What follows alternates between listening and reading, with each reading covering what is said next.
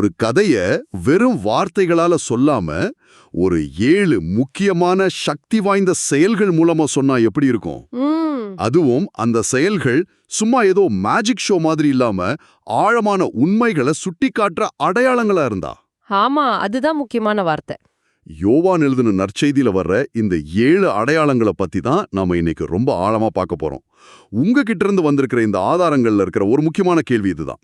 இந்த கதைகள் வெறும் இறையியல் சார்ந்த கற்பனையா இல்ல நிஜமான சரித்திரமா? கரெக்ட். பல நூற்றாண்டுகளா இது ஒரு பெரிய விவாதமாவே இருந்திருக்கு. உங்க ஆதாரங்கள் 3 விஷயங்களை ஒண்ணா இணைக்குது. ஓகே, என்னென்ன அது? 1, அந்த 7 அடையாளங்கள் என்னென்ன. 2, அதுக்குள்ள இருக்கிற ஆன்மீக அர்த்தம் என்ன. 3வது, இதுதான் ரொம்ப சுவாரஸ்யமான பகுதி, இந்த கதைகள்ல வர்ற இடங்களை பத்தி இப்ப இருக்கிற தொல்பொருள் ஆராய்ச்சியாளர்கள் நிஜமாவே என்ன கண்டுபிடிச்சிருக்காங்க. இந்த 3ஐயும் நாம பார்க்கும்போது ஒரு முழுமையான சித்திரம் நமக்கு கிடைக்கும். அருமை. அப்போ முதல்ல அந்த லிஸ்ட்டை பார்த்துடலாம். அப்புறம் அதுக்குள்ள இருக்கிற அர்த்தத்தை நோண்டி பார்க்கலாம். கடைசியா சரித்திரத்துல புதைஞ்சு கிடந்த சில உண்மைகளை தோண்டி எடுக்கலாம். சரி, இந்த 7 அடையாளங்கள் என்னென்ன? இது ஒரு நேரடியான பட்டியலா? இது ஒரு நல்ல கேள்வி. முதல்ல நாம ஒரு விஷயத்தை தெளிவுபடுத்திக்கணும். யோவான் இந்த நிகழ்வுகளை அற்புதங்கள்னு சொல்லல. அப்படியா? ஆமா, கிரேக்கு மொழியில அதுக்கு டுனமைஸ்னு பேரு, அதாவது சக்தி வாய்ந்த செயல்கள். ஆனா யோவான் பயன்படுத்துற வார்த்தை சிமியா. அப்படின்னா அதாவது அடையாளங்கள். ஒரு அடையாளம் எப்பவுமே இன்னொன்ற நோக்கி கைய காட்டும் இல்லையா? ஆமா, சரிதான். அது மாதிரி இந்த செயல்கள் இயேசு யாருங்கிற பெரிய உண்மைய காட்டுறதுக்காகவே கவனமா தேர்ந்தெடுக்கப்பட்டிருக்கு. இது ஏதோ நடந்த எல்லா அற்புதங்களோட லிஸ்ட் இல்ல. ஓ, அப்போ இது ஒரு கியூரேட்டட் லிஸ்ட். மிகச்சரியா. யோவான் 20, 30, 31 வசனங்கள்ல அவரே சொல்றார், நான் இன்னும் நிறைய செஞ்சேன், ஆனா நீங்க விசுவாசிக்கிறதுக்கு இது போதும்னு. ஓகே, அந்த பாரம்பரிய பட்டியல்ல என்னென்ன வருதுன்னா, கானாவில தண்ணிய திராட்சரசமா மாத்துனது இதுதான் முதல் அடையாளம்னு வெளிப்படையாவே சொல்லப்பட்டிருக்கு. ஆமா. அப்புறம் ஒரு அரசாங்க அதிகாரியோட மகனை தூரத்திலிருந்தே குணப்படுத்தினது இது 2வது அடையாளம். அதுக்கப்புறம் பெதஸ்தா குளத்துக்கிட்ட பல வருஷமா உடம்பு சரியில்லாத ஒருத்தரை குணப்படுத்தினது. அப்புறம் 5000 பேருக்கு வெறும் 5 ரொட்டி 2 மீனை வச்சு சாப்பாடு கொடுத்தது. அதுக்கடுத்து தண்ணி மேல நடந்தது. அப்புறம் பிறவியிலேயே கண் தெரியாத ஒருத்தருக்கு பார்வை கொடுத்தது. ஆமா. கடைசியா இறந்து போன லாசர்வை உயிரோட எழுப்புனது. இதுதான் அந்த 7. ஆமா, இதுதான் பரவலா ஏத்துக்கப்பட்ட பட்டியல். ஆனா இதுலயும் ஒரு சின்ன நுணுக்கம் இருக்கு. என்ன அது? இதுல எல்லாத்தையுமே யோவான் அடையாளம்னு பேர் சொல்லி கூப்பிடல.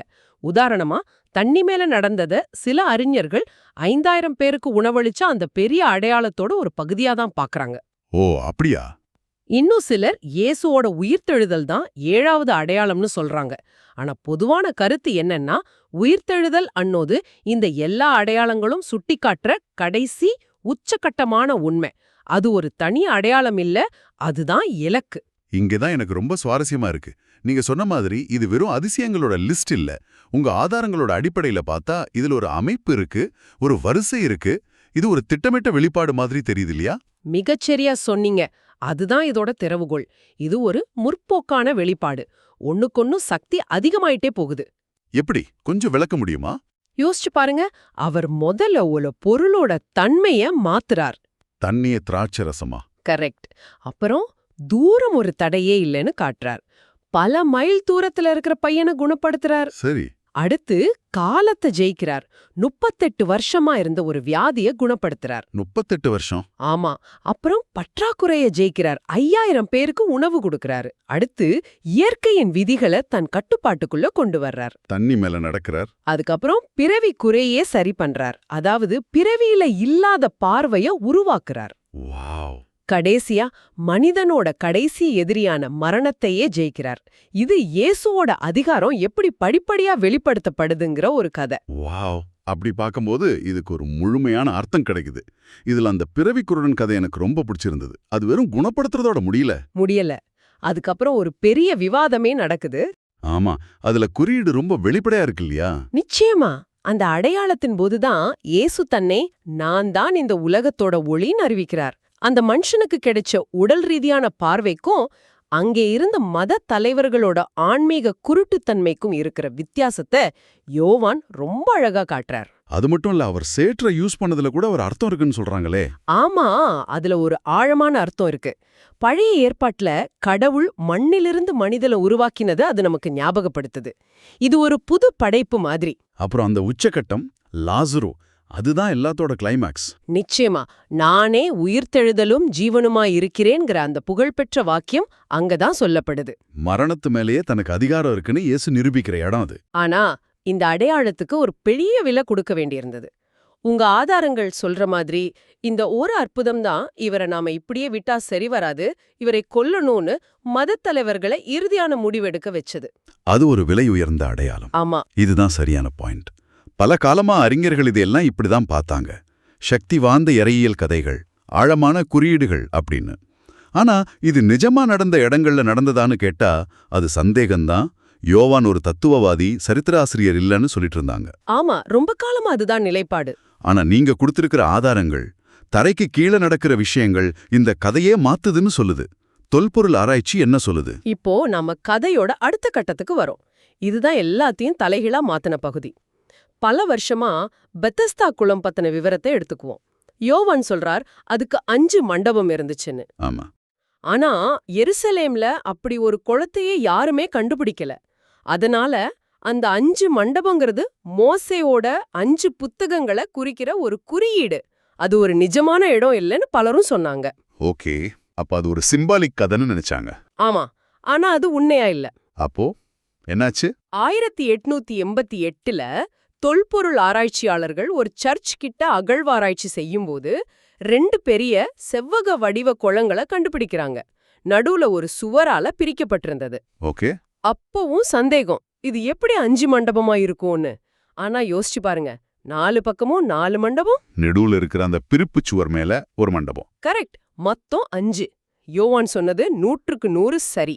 அது யூதர்களோட சடங்கு சுத்திகரிப்புக்காக பயன்படுத்தப்பட்ட ஒரு பெரிய மிக்வேன்னு இப்போ உறுதி செய்யப்பட்டிருக்கு. அடேங்கப்பா, பல வருஷமா குறியீடுன்னு நினைச்ச ஒரு விஷயம் நிஜமான கட்டடமா கண்ணு முன்னாடி வந்திருக்கு. அப்போ அந்த பிறவி குருடன் கழுவுறதுக்காக அனுப்பப்பட்ட சீலோவாம் குளம், அதோட கதை என்ன? அது இதை விட சுவாரஸ்யமானது. 2004 வரைக்கும் பைசாந்திய காலத்துல கட்டப்பட்ட ஒரு சின்ன குளத்தை தான் சீலோவாம் குளம் எல்லாரும் நினைச்சிட்டு இருந்தாங்க. ஆனா 2004ல எருசலேம்ல ஒரு சாக்கடை பைப்லைன் சரி பண்ணும்போது வேலை செஞ்சவங்க தற்செயலா பூமிக்கடியில சில படிக்கட்டுகளை கண்டுபிடிக்கிறாங்க. அப்படியா? ஆமா, தோண்ட தோண்ட 2ஆம் ஆலய காலத்தைச் சேர்ந்த, அதாவது இயேசு வாழ்ந்த காலத்தைச் சேர்ந்த ஒரு பிரம்மாண்டமான குளம் வெளியில வனுது. அதுதான் உண்மையான சீலோவாம் குளம்னு அடையாளம் காணப்படுது. இதுல கூட ஏதாவது ஆச்சரியம் இருக்கா? இருக்கு. சீலோவாம்ங்கிற எபிரேய வார்த்தைக்கு அனுப்பப்பட்டதுன்னு அர்த்தம். ஓ, இயேசு அந்த குருடனை அனுப்பப்பட்டதுங்கிற குளத்துக்கு அனுப்பி கழுவ சொன்னது எவ்வளவு பொருத்தமா இருக்கு பாருங்க. இது நிஜமாவே பிரமிப்பா இருக்கு. இந்த மாதிரி சின்ன சின்ன விவரங்கள் கூட எவ்வளவு துல்லியமா இருக்கு. சரி, கானாவுல நடந்த கல்யாணத்துல அந்த 6 கல் ஜாடிகளை பத்தி சொல்லப்பட்டிருக்கேன். அதுக்கு ஏதாவது ஆதாரம் இருக்கா? இருக்கு.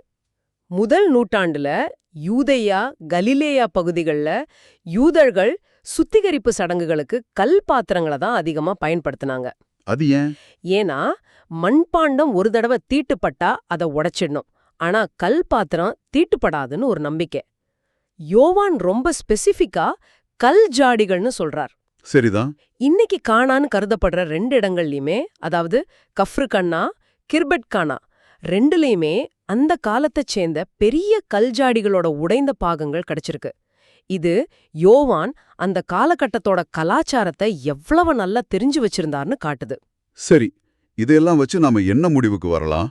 இந்த தொல்பொருள் கண்டுபிடிப்புகள் இயேசு தண்ணிய திராட்சரசமா மாத்தினார்னு நிரூபிக்குதா? முக்கியமான கேள்வி. இல்ல, தொல்பொருள் ஆராய்ச்சி ஒரு அற்புதத்தை நிரூபிக்க முடியாது. அது அறிவியலோட எல்லைக்கு அப்பாற்பட்டது. அப்போ இது எதை நிரூபிக்குது? அது வேற ஒரு மிக முக்கியமான விஷயத்தை நிரூபிக்குது. யோவான் நற்செய்திங்கிறது ஏதோ கிரேக்க தத்துவத்தோட பாதிப்புல கற்பனையான இடங்களை வச்சு எழுதப்பட்ட ஒரு இறையியல் கட்டுரை இல்ல. அது முதல் நூற்றாண்டு பாலஸ்தீனாவோட நிஜமான இடங்கள், நிஜமான கட்டிடங்கள், நிஜமான கலாச்சார பழக்க வழக்கங்கள் மத்தியில எழுதப்பட்ட ஒரு படைப்புன்னு இது நிரூபிக்குது. இது ஆச்சரியமா இருக்கே. உங்க ஆதாரங்கள்ல இருக்கிற ஒரு ஆச்சரியமான தகவல் என்னன்னா, மத்த 3 நற்செய்திகளை விட யோவான் நற்செய்தியில தான் தொல்பொருள் ரீதியா நிரூபிக்கப்பட்ட இடங்கள் அதிகமா இருக்கு. அப்படியா? இது எவ்வளவு பெரிய முரண் பாருங்க. பல காலமா எது சரித்திரத்தன்மை இல்லாததுன்னு சொல்லப்பட்டதோ அதுதான் இப்போ சரித்திர ரீதியா ரொம்ப உறுதியா நிக்குது. ஆமா. அப்போ இன்னைக்கு நாம பார்த்ததை சுருக்கமா சொன்னா, யோவானோட 7 அடையாளங்கள்ங்கிறது இயேசு யாருங்கிறத படிப்படியா வெளிப்படுத்துற ஒரு ஆழமான இறையியல் கட்டமைப்பு. பொருள், தூரம், காலம், பற்றாக்குறை, இயற்கை, பிறவிக்குறை எல்லாத்தின் மேலயும் தனக்கு அதிகாரம் இருக்குன்னு காட்டுற ஒரு பிரமிப்பான வரிசை. ஆமா. அதே நேரத்துல இந்த ஆழமான இறையியல் செய்திகள் காத்துல எழுதப்படல. பலகாலமா குறியீடுகளா மட்டுமே பார்க்கப்பட்ட பெதஸ்தா, சீலோவாம் மாதிரியான இடங்கள் இன்னைக்கு நிஜமான தொல்பொருள் சான்றுகளா நம்ம முன்னாடி நிக்குது. அது இந்த ஆழமான கதைகளுக்கு ஒரு சரித்திர அடித்தளத்தை கொடுக்குது. கரெக்ட். யோவான் 20:31 சொல்ற மாதிரி, இயேசுவே தேவனுடைய குமாரனாகிய கிறிஸ்து என்று நீங்கள் விசுவாசிப்பதற்காகவும் விசுவாசிட்டு அவருடைய நாமத்தினாலே நித்திய ஜீவனை அடையும்படியாகவும் இவைகள் எழுதப்பட்டிருக்கிறது. இந்த சரித்திர நம்பகத்தன்மை அந்த இறையியல் செய்திக்கு இன்னும் பலம் சேர்க்குது. இந்த உரையாடலோட இறுதியில உங்களுக்காக ஒரு சிந்தனை. உங்க ஆதாரங்கள் சொல்ற மாதிரி அந்த கடைசி அடையாளம், அதாவது லாசரவ உயிரோட எழுப்புனது ரொம்ப சக்தி வாய்ந்ததா இருந்ததுனால தான் அது இயேசுவோட மரணத்துக்கே காரணமாச்சு. ஒரு செய்தி எப்போ வெறும் அற்புதமா இல்லாம நிறுவப்பட்ட அதிகாரத்துக்கு ஒரு அச்சுறுத்தலா மாறுது, எப்போ நம்பிக்கை ஆபத்தானதா மாறுது.